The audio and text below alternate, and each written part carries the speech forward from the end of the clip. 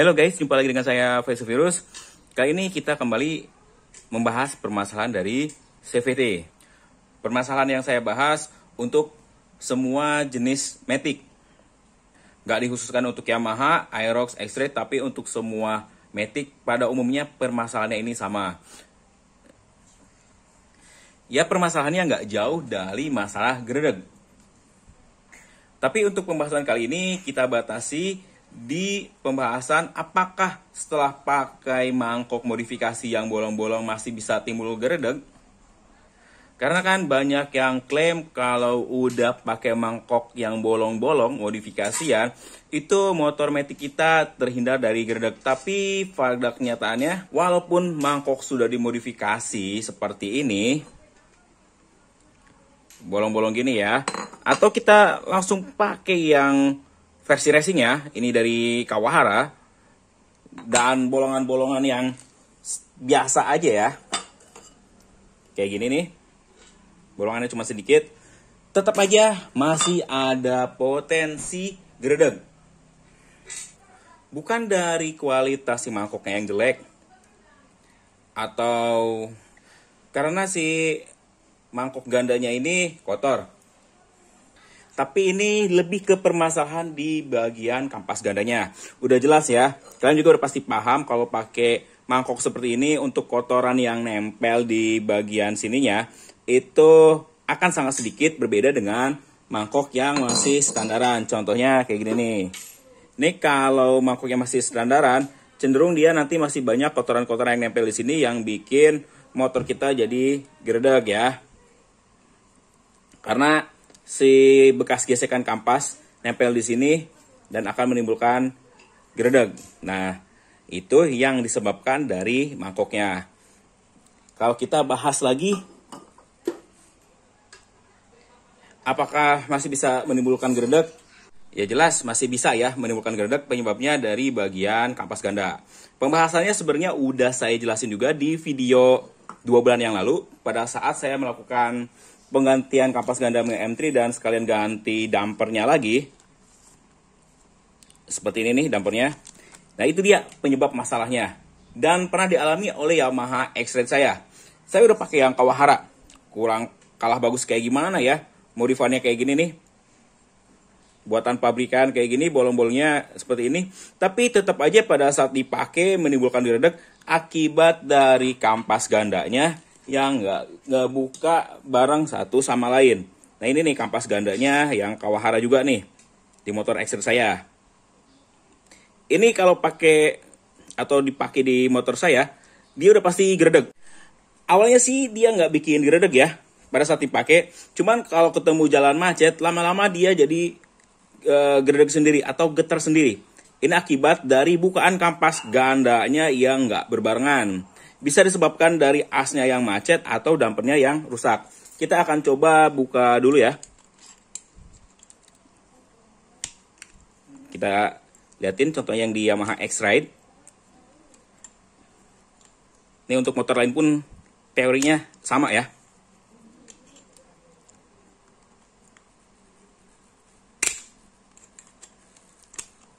Oke.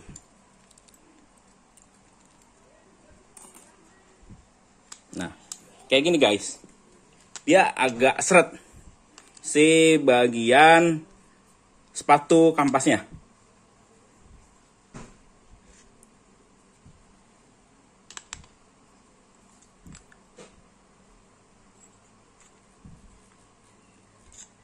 Ini dia yang banyak bikin penyebabnya gredeg. Terus kita bisa lihat juga ya bagian dari dampernya. Tuh, benjol-benjol ya, bentuknya nggak rata, udah nggak ngebulet lagi. Yang ini kalian lihat, kalau nggak kita tandain dulu ya. Ini kita kasih tanda dulu. Terus ini 2 dan ini 3. Biar kalian bisa bedain bentuk dari si dampernya ini. Nih lihat nih. Ini bentuk yang satu udah nggak terlalu bulat, lebih benjol sebelah sini ya. Dan yang kedua Ini lebih parah. Yang ketiga juga sama ya. Salah satu penyebabnya adalah dari dampernya ini yang benjol ya. Umumnya sekarang dampernya itu udah bentuk seperti ini ya.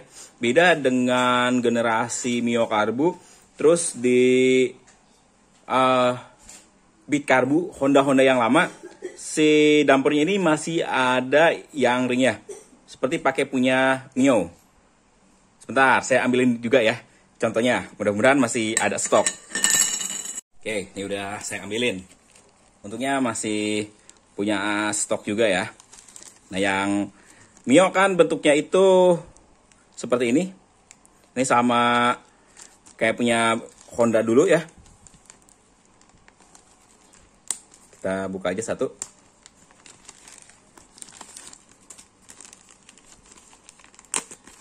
Dulu juga saya bikin tutorial pakai karet ini ya. Nggak masalah sih pakai. Cuma sekarang saya lebih cenderung enak pakainya punya Mio M3. Ya, buat dampernya daripada yang Mio Karbu. Kita bisa bandingkan ya. Ini yang bulat, benjol. Oh ya, ini kita bandingkan juga dengan yang masih bagus, punyanya Mio M3.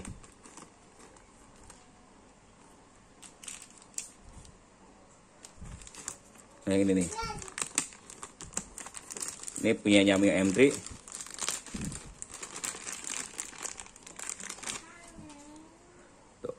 Kalau masih baru, dia bentuknya normal, bulat. Sedangkan kalau udah lama dipakai, bentuknya benjol kayak gini. Ini yang bikin bukaan kampas ganda satu sama lain tidak bareng. Makanya pada saat motor dipakai, walaupun udah pakai mangkok modifan kayak gini dan kayak gini, ini masih tetap aja menimbulkan gredeg. Permasalahannya karena emang dari kampas gandanya yang nggak berbuka barengan ya. Cukup simpel, masalahnya tinggal kita ganti aja ya. Pakai damper yang baru. Saya lebih banyak pakai damper Mio M3 ya. Karena lebih gampang di pasaran. Baik di X-Rate maupun di Aerox saya pakainya punyanya Mio M3. Pernah juga pakai yang Nuvo. Cuman harganya lumayan mahal ya. Ini kemarin beli kalau nggak salah cuma 4 ribuan. Apa 3.500 nih. Untuk yang Mio M3 lebih murah. Kalau punya Nuvo itu emang bagus banget, enak banget. Cuman harganya satunya 10.000 dan juga langka yang jualnya. Punya Nuvo versi lama ya. Ini tinggal kita ganti aja. Sebenarnya kalau kalian mau pakai yang ini pun nggak masalah ya. Pakai punya Mio. Dulu saya pakai lama di X-Rate maupun Aerox, pernah pakai Aerox, tapi nggak terlalu lama ya, jujur aja di Aerox nggak terlalu lama, tapi kalau di X-Rate ya lama saya pakai yang kayak gini. Motor nggak gredek lagi, walaupun udah pakai mangkok bolong-bolong. Awalnya dulu saya pakai yang ini nih, yang bolong-bolong biasa, seperti ini. Kemudian terus ganti kayak gini, tetap aja menimbulkan gredek pada saat bagian kampas gandanya nggak diperbaiki. Saran saya sih buat yang terbaik sekarang nggak usah pakai yang ini ya, Mio Karbu, cukup pakai yang Mio M3 karena kerasanya beda banget kalau buat saya ya. Bukaannya itu lebih enak pakai punya Mio M3 ketimbang karet damper punya yang lain ya. Terkecuali punya Nuvo tadi ya. Nuvo cuman mahal doang. Terus permasalahan selain dari damper, masalahnya dari bagian ininya nih guys, yang udah kotor. Ini biasanya ada bercak-bercak putih. Nah, nih kita lihat guys. Ini dia nih, bagian-bagiannya yang udah ada gesekan ya. Kalau dipegang ini, dia nggak rata. Bisa jelas lah, dilihat perbedaan warnanya ya. Tuh. Ini bagian yang nggak ratanya nih. Kalau udah lama nggak dirawat, kalian nggak dicek sama sekali, ini udah pasti karatannya putih, bukan karat ya. Agak korosi atau bekas gesekan bikin putih. Dan bikin ininya jadi agak macet, nggak bisa dibuka. Maksud saya bukan nggak bisa dibuka ya. Bukaannya nggak bareng, akibat salah duanya atau salah satunya dia macet. Jadi ngebukanya nggak mau berbarengan. Bukanya yang ini udah dua buka, yang ini masih telat ngebuka karena tadi nih bisa dari damper dan bagian ininya yang kotor. Nih bagian ini udah jelas banget nih. Masalahnya simple. Kalau ketemu kayak gini tinggal kita amplas, pakai amplas halus aja. Bisa pakai amplas 1000 ya. Tinggal kita amplas halus sampai bagian yang agak kasar-kasarnya ini hilang.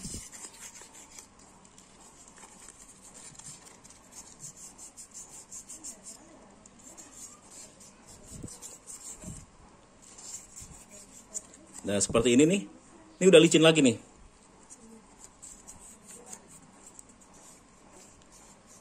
Udah licin, enak nih, licin banget. Beda dengan yang ini kasar. Tinggal kita amplas aja semuanya, sampai semuanya halus lagi. Tetap pakai amplas yang halus ya, jangan yang kasar. Kalau yang halus seperti ini hasilnya ini, mengkilap. Terus bagian dalam sininya pun kalau bisa sekalian di amplas. Ya tinggal kalian gulung-gulung. Seperti ini. Terus amplas. Kalau masukin kayak gini. Kalau kira-kiranya udah agak mengkilap, udah bersih. Udah ya. Dan jangan lupa dibersihin lagi ya. Terserah mau pakai tisu atau apapun, nanti bagian dalamnya ini dibersihin lagi sampai benar-benar bersih ya. Nggak ada sisa-sisa dari amplasannya tadi. Kalau semuanya udah beres, simple, tinggal kita kasih sedikit grease di bagian as ininya nih. Kita kasih grease atau gemuk. Buat gemuknya terserah ya mereknya apapun. Kalau saya biasa pakai ini nih. Grease-nya dari Suzuki. Karena emang banyak stoknya cuman ini doang. Satu renceng. Jadi tinggal kita kasih sedikit aja. Nggak usah terlalu banyak, tipis-tipis. Jangan banyak kayak gini nih. Trot. Banyak banget kayak gini jangan ya. Cukup kita tipis-tipis aja. Olesinnya. Asal dia ada pelumasan. Atau kalian bisa pakai cairan silikon. Saya selain pakai ini, biasanya pakai yang cairan silikon juga. Contohnya seperti ini ya. Nih. Silikon ini CP 1000 kalau nggak salah ya, 1000 CPS. Kalau ini dia lengketnya agak lumayan lama ya. Nah, kalau pakai ini lebih enak ya, nggak terlalu ini, cukup basah dan dia agak lumayan ya daya tahannya.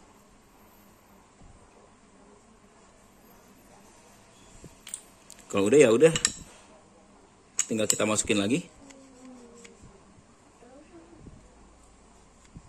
Dan tinggal kita rakit lagi semuanya seperti sedia kala. Dan insya Allah ya, biasanya kalau udah kita benerin seperti ini, getarannya udah hilang lagi ya guys. Jadi kalau kalian udah ganti mangkok yang modif seperti ini, udah bolong-bolong, masih aja getar atau gredeg, permasalahannya berarti bukan dari mangkok. Bisa jadi masalahnya ada di kampas gandanya seperti tadi ya guys. Walaupun tetap ya, mangkok pun masih bisa menimbulkan gredeg. Kalau kalian beli mangkoknya yang modifikasi kayak gini, dari yang asal-asalan ya. Karena banyak banget ya yang bikin mangkok cuman sekedar ikut-ikutan, dia nggak punya perhitungan yang tepat. Akhirnya bolongan-bolongan seperti ininya dia nggak rata ya, nggak presisi lubang-lubangnya. Kalau ini kan bikinan Mas Andik nih, dari 7 Juli kalau nggak salah ini saya pakai tahun 2018 sampai sekarang. Masih lumayan awet ya. Pokoknya ini udah awet banget. Bolongannya rata. Kalau tadi kan bolongannya yang nggak rata, nggak presisi. Saya contohin yang bikinan saya Mungkin kayak gini nih. Nah, ini bisa kalian lihat ya. Ini bolongan-bolongannya satu sama lain nggak rata. Ini udah lama banget barangnya.